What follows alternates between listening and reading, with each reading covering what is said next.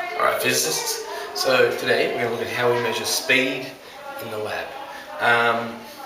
Well, we use some equipment clearly, which we're going to call apparatus. You can use a stopwatch or a timer and a meter ruler.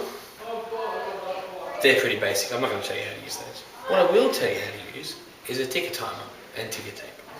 So the ticker timer looks a bit like this from above, and we'll have a bit more information for you in a minute, like you'll be able to see one, this connecting one. You have a vibrating arm that comes along and carbon paper, and underneath the carbon paper you have what we call ticker tape, and the vibrating arm goes up and down and it's got a little point, and every time it pushes down it hits the carbon paper, which if you know what carbon paper does, it leaves a dot every time it's pushed down. Now because this ticker taper is moving through, it goes dot dot dot dot. Now you attach that to whatever's moving, by the way. So ticker tape moves through as it's pulled. Alright, the vibrating bar moves up and down due to the AC power supply, alternating current.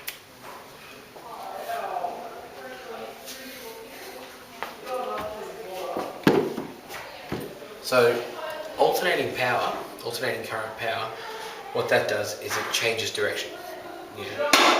Positive, negative, positive, backwards and forwards. And it does this at a rate of 50 hertz, so 50 times per second, 50 cycles per second. And because of this, the bar pushes up and down 50 times a second. Which means for every second, it'll produce 50 dots, or 50 dots per second. So what this means is, the space between the two dots, between the two dots, and we're worried about the spaces here, by the way, not the dots. The spaces between the two dots occur at a known time, and that's 1/50th of a second, or 0.02 seconds every single time. So 5 spaces, which is 6 dots, 5 spaces, is 1/10 of a second, 5/50th of a second, or 0.1 seconds, and that's really handy for measurements. What this means is we can measure both time and distance for V equals distance over time using a ticker timer. It's the only piece of equipment you need. You can get rid of the rest. For example, this here, these 5 spaces, it's 12 centimeters. So the way this works is we go velocity equals, speed equals distance over time, 0.12 meters, we run in meters, divided by 0.1 seconds, and that means that this, whatever was pulling it, was moving at 1.2 meters per second on average over that 0.1 of a second. Alright?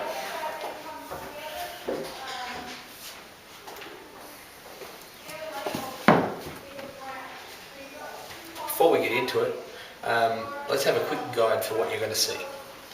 Give you some tips on what's going to happen. If you see even spacing, okay, so V1 here, V2 there, the speed between the two of them, they're going to be constant because S stays the same. T is constant. T is always going to be, for that level of space there between two, 0.02 of a second. Okay, so as long as the distance is staying the same, you've got a constant speed. Down here, this one's twice as, 2 times the distance as that one. So V1 is 1 second. T stays the same. 1 centimeter, 2 centimeters.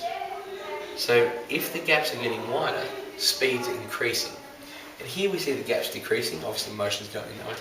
So the spaces are getting smaller. So here it's 3 centimeters, so 3 times S. Here it's 1S. Both that, so that divided by T, and that divided by T, the speed is decreasing. That's it. Alright, let's go set one up. Alright, so this is our ticker timer. We're going to turn it on, and we're going to get it running. Now, first, this is your power pack, or your power supply. These are the leads. This is your ticker tape. This is your ticker timer. This little blue ring here, that's your carbon paper. This is the vibrating arm that will move up and down.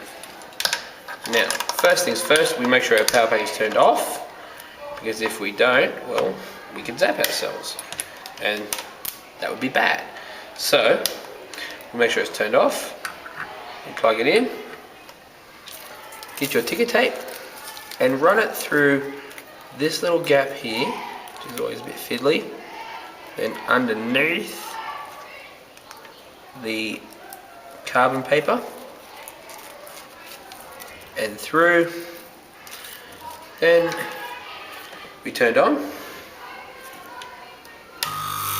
You can hear it going up and down, and then pull through. Now sometimes it'll go through and it won't be pushing enough down. Crank up the power. Make it hit it just a little bit harder. So we pop it back through.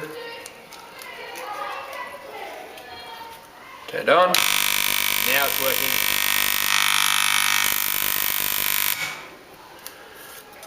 And I don't know if you can see that, but there are a bunch of dots there, and each space is 0.02 of a second.